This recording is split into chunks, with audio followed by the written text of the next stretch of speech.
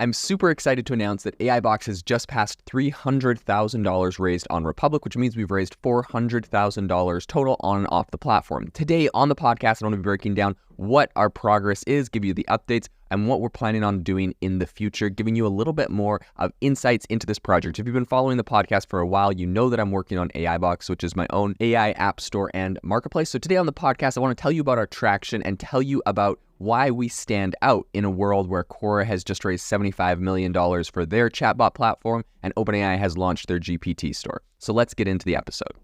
We gon' bring it to you just like that. Welcome everyone to the future, it's AI Chat. Bringing you the interviews and giving you info to be in the know from tech company CEOs of. Rock with us, bet you gon' come back. I'm just saying the facts. This is AI Chat. Let's go. Around the beginning of November 2023, I announced that we were officially kicking off the fundraise for AI Box, my very own no-code AI app builder and marketplace. And it's super exciting. We just passed $300,000 raised on Republic from over 320 investors. This is super exciting. And I think this is a good point to give you guys all a little bit of an update. We've all seen the news lately. OpenAI has launched their GPT store, which is super exciting. And I believe they have over 1 million apps that have already been created on there. And then at the same time, we have Quora, who has the Poe platform. And they've announced kind of a similar thing where you can make these kind of like chatbot tools and you get paid for them based off of a royalty. And they just raised $75 million. Well, technically the parent company Quora did, which interestingly enough, the CEO of Quora is on the board of directors for OpenAI. So there's a lot of people, I think, in very high up places that think this is a really big play. Now, something that's interesting is when we kind of started AI Box, I feel like we were ahead of our time. We had this idea back in 2022 in December was when we really started putting this together, long before the GPT store and all of that. But what I think is really interesting is we actually got a bunch of pushback when we were, I remember talking to some people about it and they're like, okay, that's cool, but don't you think like AGI will just like completely wipe out your marketplace and make it irrelevant? You know, people aren't going to need to use your chatbots because AGI will be able to do everything. So first of all, I think that's kind of funny because, I mean, who knows when AGI arrives? Who knows when this all-knowing AI? And it really, at the end of the day, that same kind of question would make almost every product in the world that you'd want to build irrelevant. So I'm not really too concerned about that. But the biggest thing here is the mission statement of OpenAI is to develop AGI, and they're going very hard as, you know, the biggest product being one of these marketplace stores. So I think if that's their direction, it's a pretty safe bet that we're on the right track and we had the right vision to begin with from the beginning. And, you know, if we want to get philosophical on that specifically for a minute, I do think that platforms like this will actually be very useful in training AGI and working with AGI. If you think about AGI, it's not necessarily that it knows like how to do everything the best of anyone, because lots of people have knowledge or learnings or research that, you know, they've done and only they know about. So you might have discovered a way to do a prompt that isn't publicly available on the internet. And if it's not, then AGI, you know, whatever AGI is, or any really advanced large language model will not know that information. You figured out a new trick, you figured out a new technique. No one else knows this, right? And so by creating these boxes on AI Box, these different apps that integrate your special knowledge, these advanced language model and autonomous agent systems would be able to still run and work, but they would be able to run through your box. So pretty much if someone says, hey, I need you to create a really complex report like X, Y, and Z, probably what the AGI is going to do is hop on over to a platform like AI Box, find the best, highest ranked, most used tools that do that and use that as part of its workflow, sign up for an account, pay a couple cents or a dollar for the credits to run this advanced thing, get the output, bring it back to whoever, you know, assigned them to do that task, right? I think that's going to be the most efficient way for an AGI to essentially accomplish what it's doing. So in the philosophical realm of things, I think when we talk about AGI, that doesn't mean it's just going to be like a computer system that can know everything and do everything. It's just a computer system or an AI that is capable of knowing where to look for the resources for everything. And that's my opinion. I know different people have different opinions on that. But in any case, I guess the moral of the story is if OpenAI is focusing heavily on this, we're going in the right direction. So I want to talk about a little bit of our traction from last year. Really, really exciting. This podcast, AI Chat, became one of the top ranked business news podcasts I believe checking in November, we hit number 7 on the Apple podcast charts for business news. And I think we were in the top 5 earlier last year as well. So just kind of depending, it bounces around. But really, really, very, very, very popular podcast. And so I've been absolutely blown away. I started it back in February of last year because I was essentially starting to talk to investors about this idea for AI Box, and they were, talking about the power and the need for having like an audience. And I was like, well, and I think initially the advice I'd gotten, they were like, well, if you want to raise money for your platform, you should go get famous on Twitter. I don't really know how to get famous on Twitter. I'm not currently famous on Twitter. So I was like, I've done a lot of podcasting in the past. Maybe I'll do a podcast specifically about AI. So I kind of got it started and it just blew up, took on a mind of its own. So last year we did over 2 million. We had over 2 million podcast listens on my podcast, AI Chat, AI Hustle, and AI Applied. So really, really exciting. There's been incredible feedback on this. And I guess people really appreciate having this kind of up-to-date information and news. So that's been really, really awesome to see. In addition, like I said, we launched this crowdfunding campaign in November, and I've been absolutely blown away. We just passed $300,000 specifically on there, and we've raised $100,000 off the platform. So, total we've raised $400,000. Really, really amazing, and this is really going to enable us to expedite our development, our go-to-market strategies, and make AI Box a huge success. So we have over 320 investors and angel investors, and so this is really exciting to see. There's a lot of people that think this is an amazing idea and are on board and believe we're the team to get this done. Something else that's really exciting for me is, as you know, I have a waitlist on AIbox.ai. So that's our website. And we've had a ton of people express a lot of interest in getting on the beta list and getting on the waitlist to use AI Box when we first launch. So currently we have over 3,400 corporations and professionals that are currently on the waitlist. And I'm really excited because that includes people from Google, Atlassian, KPMG, Verizon, Ally Bank, Harvard, and a bunch of other, University of Notre Dame, a bunch of other amazing places. And so I'm really, really excited to have AI Box ready for these people to be able to not just take into their professions, but to share with people within their organizations. And eventually we'll be creating enterprise and team tiers of this, where you can actually have your whole department or your whole organization using kind of in the same way that OpenAI has done things with enterprise and teams. You'll be able to have that same experience, but on the AI Box platform. So I think one other thing that I'm really excited about that I talked about a lot at the beginning of the podcast was the AI Box creator community. So if you're interested in finding like a community where you can talk with a lot of people about different AI things, it's a lot more interactive. I can share articles, we can share comments and feedback. It's a lot more interactive than a podcast. We have a Facebook and a Discord community, and we have over 3,700 members between the two of them. So if you're interested, you can join that. But we're really excited for our amazing community members there that share their projects. I get all sorts of amazing ideas. I try to pitch in and share insights when I find them. So if you're interested, go ahead. There should be links in the description, and you can join those communities as well. And then the last thing I want to say is, as far as development goes, we've got a lot of questions about where we're at exactly with development. So currently we have finished building out our platforms, a majority of all of our platforms front end. So this includes, we went through a whole discovery phase, looking at all the features, looking at the layouts, creating all of the designs. And then we actually went and implemented those designs into code.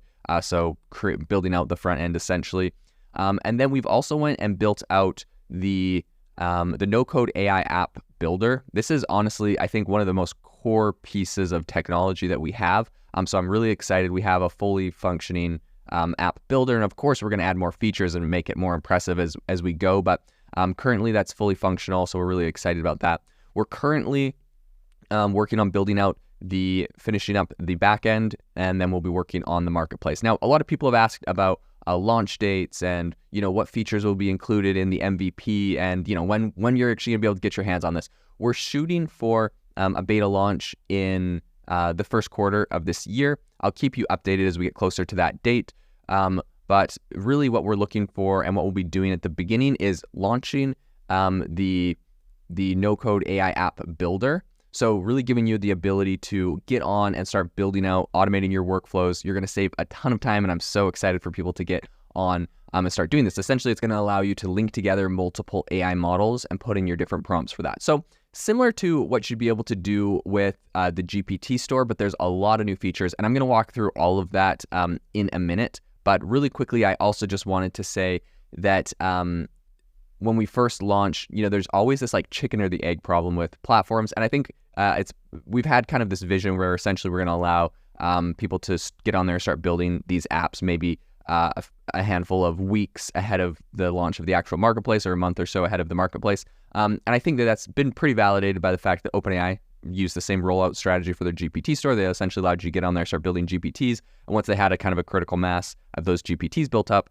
then they enabled the marketplace, and as soon as you got on the marketplace, there's a ton of apps. We'll probably do something similar to that to make sure that there's a lot of content. And also, I personally and my team, we have so many amazing apps that I'm not seeing anywhere else that we'll be building and putting on there as well.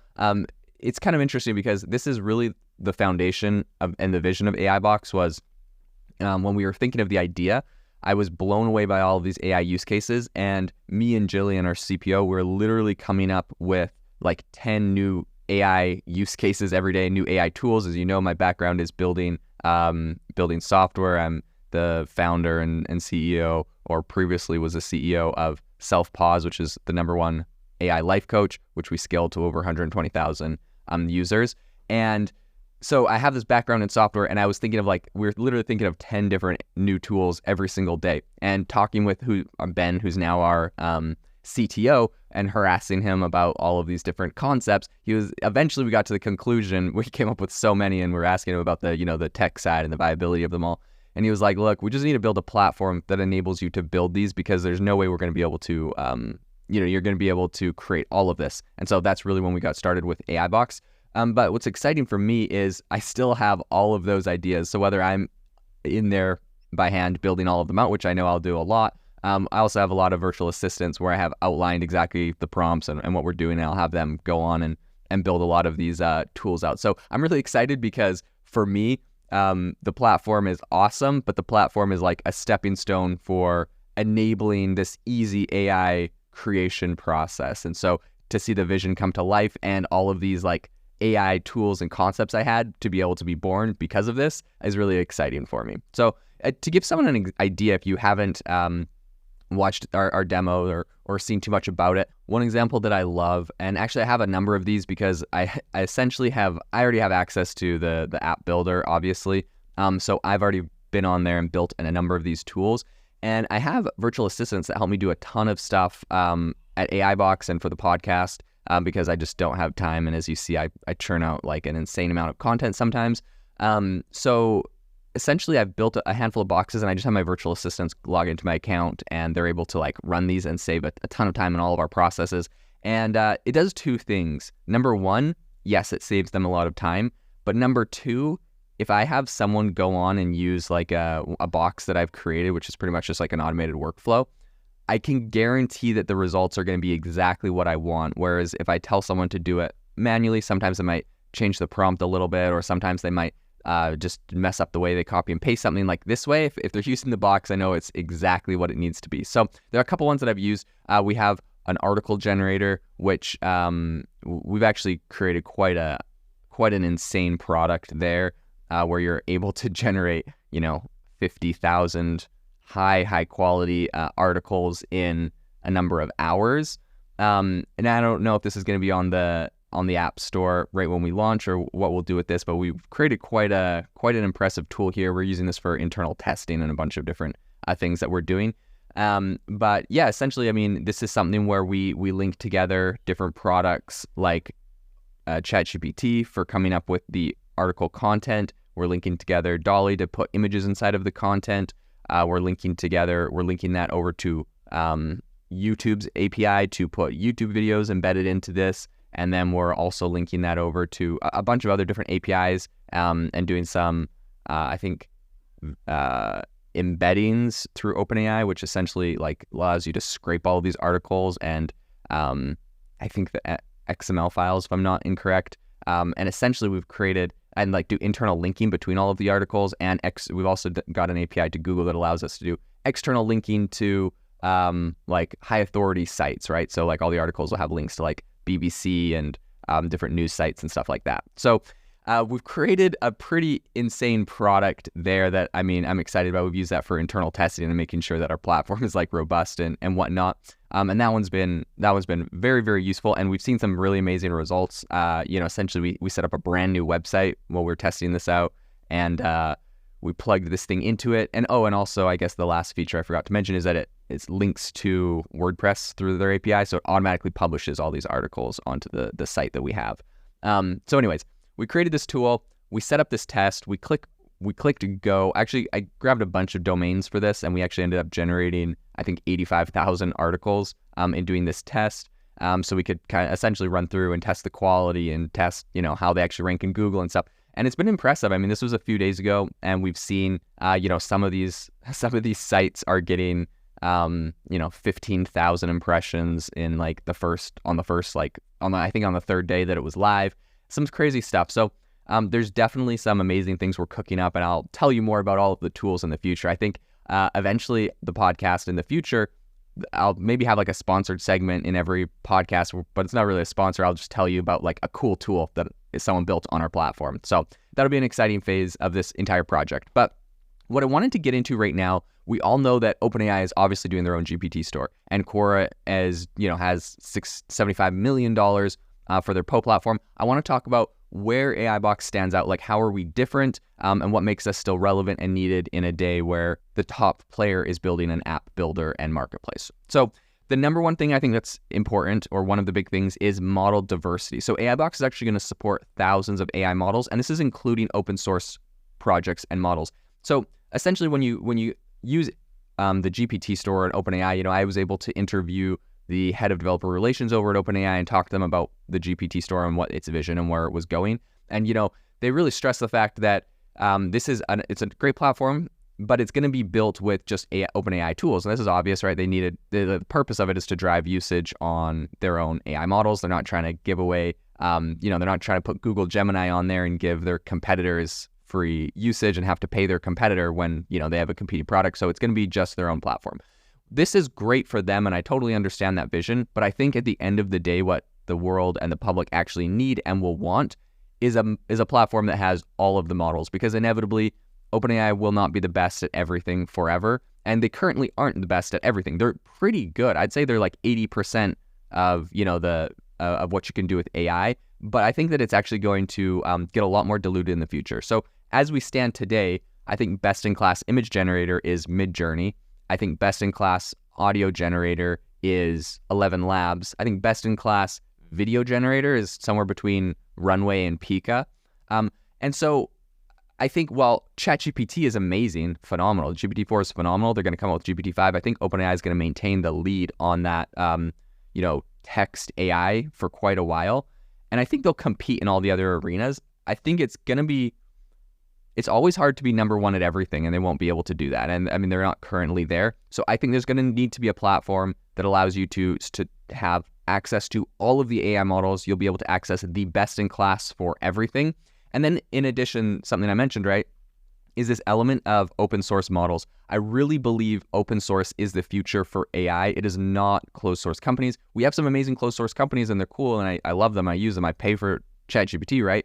But I really believe the future is open source. This is where we're going to see a lot of advancements. And I do not think this is a pipe dream, because we're starting to see this play out.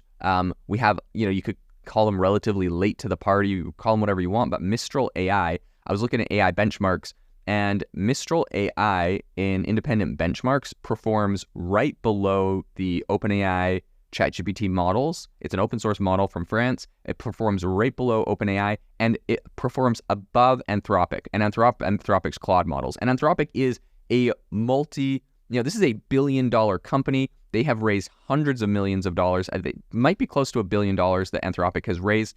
And Mistral AI, the open source platform, is currently beating them out with this model that they've just released open source for everyone. So I truly, truly believe that open source is the future. And the problem right now is I can say that, like, yeah, it's great. And if you want to go test out Mistral, it's quite tricky. And they may like host their own model, but there's a lot of models on Hugging Face, for example.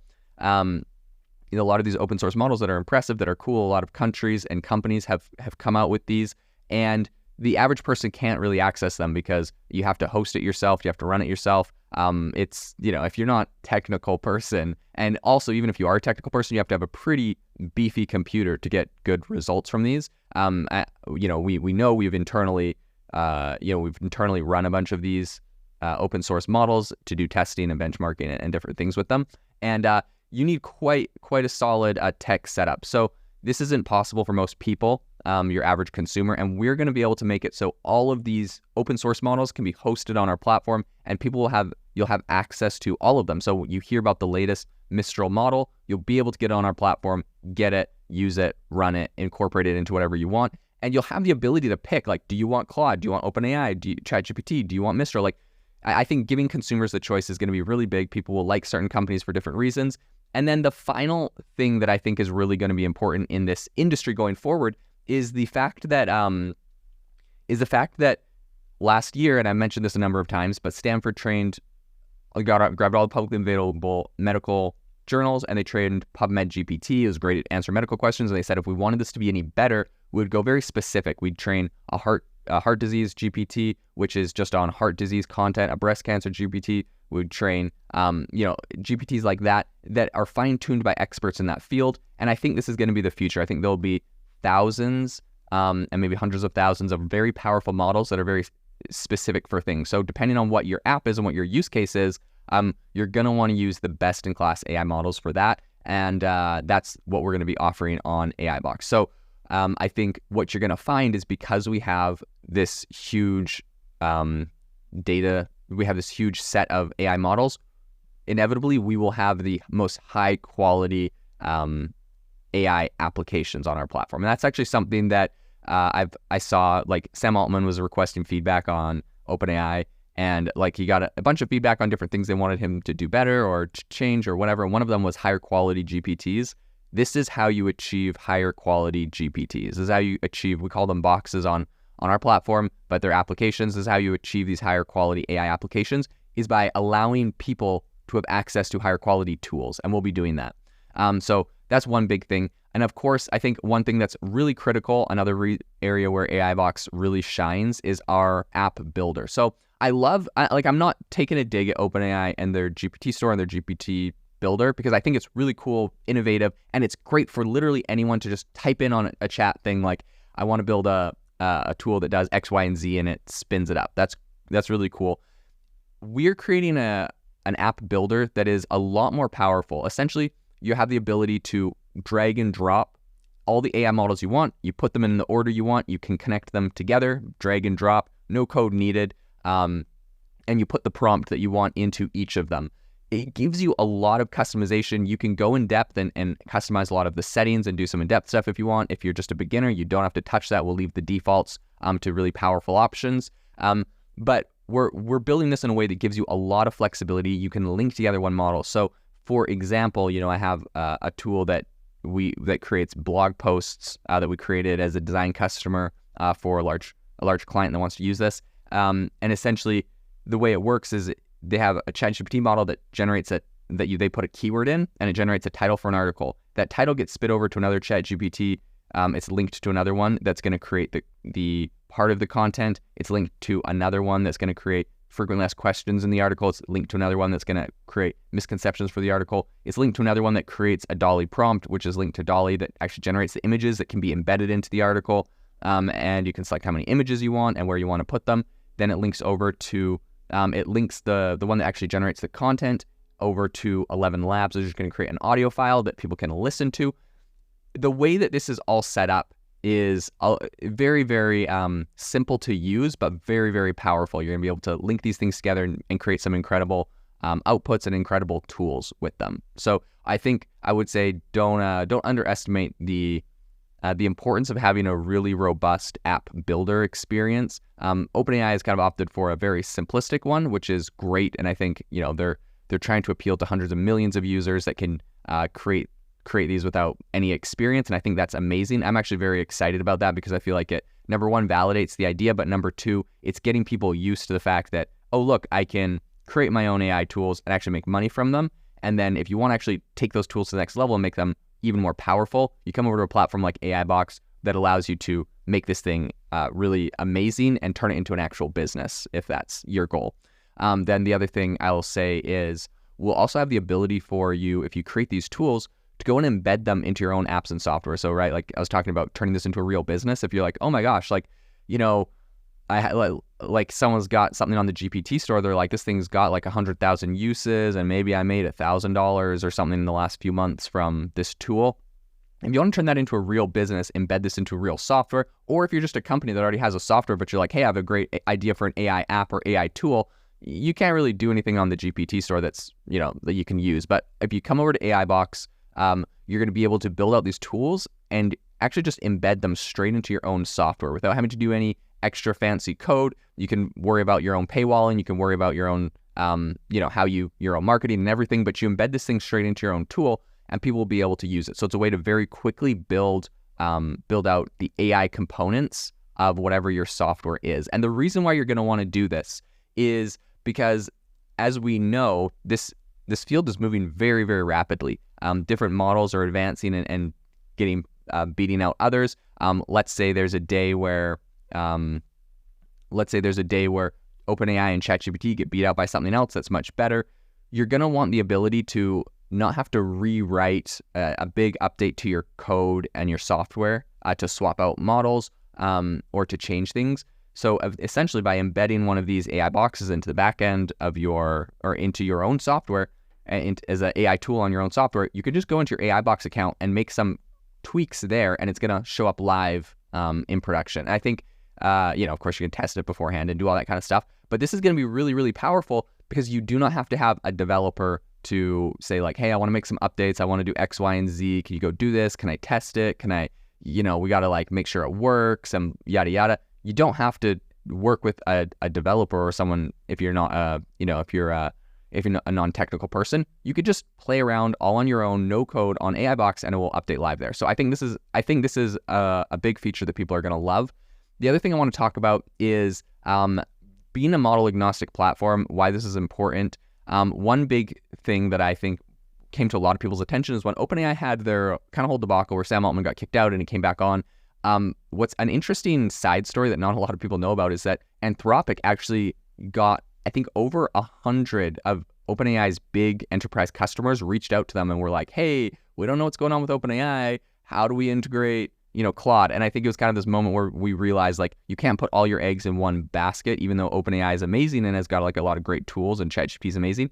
You never as an enterprise want to put all your eggs in one basket. So something that I mentioned, right, is the ability to swap out the model. If you have an AI box that creates a really specific tool or outcome, and you decide like, hey, I was using Anthropic before, I want to switch it over to Mistral AI, you can easily go and just swap the AI model that's being used. In addition, we'll be able to set up backups. So if, for example, Anthropic or OpenAI is experiencing, some sort of outage, it'll automatically swap to a different model. For users that are using it, we'll have some sort of notification and will allow you to test what the outputs are on both models. But doing that makes it so that there's essentially never any downtime, which is really what you want, because the last thing you want is for one of your, you could call them vendors, to make your entire application go down. I've had this experience with Self-Pause, where, we had an AI life coach embedded in there that relied on APIs to AI models to facilitate some of the chatting functionality.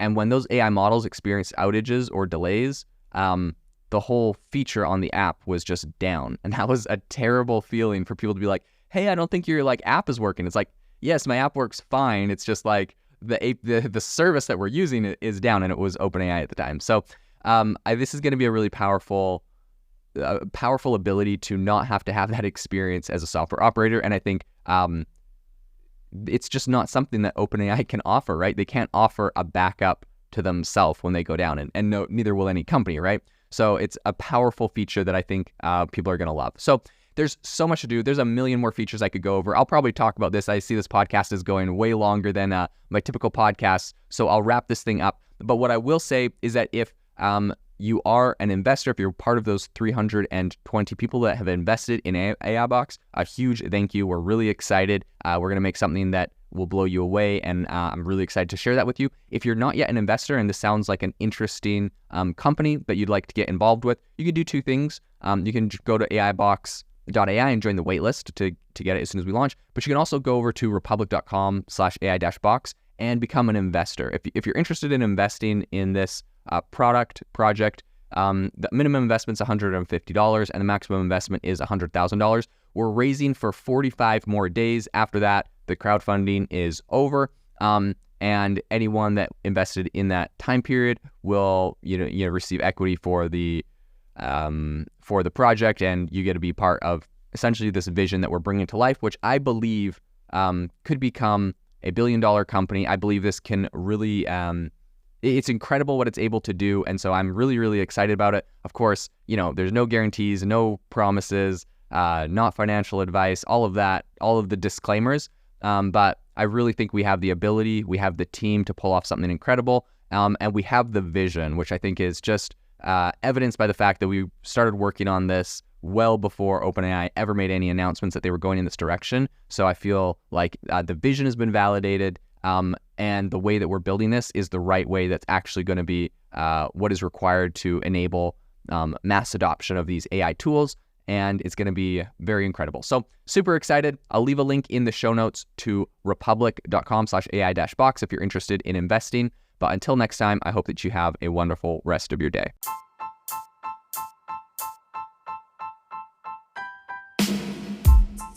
Thank you for listening to the AI Chat Podcast. If you enjoyed the podcast, I'd appreciate it if you rate me wherever you listen to podcasts. And if you're looking for an innovative group of AI enthusiasts, make sure you check out our Discord channel and also our Facebook community. It's obviously a lot more interactive than a podcast, where we can actually share software tools, prompts that we're using in everyday AI. I'll leave a link for those in the description below.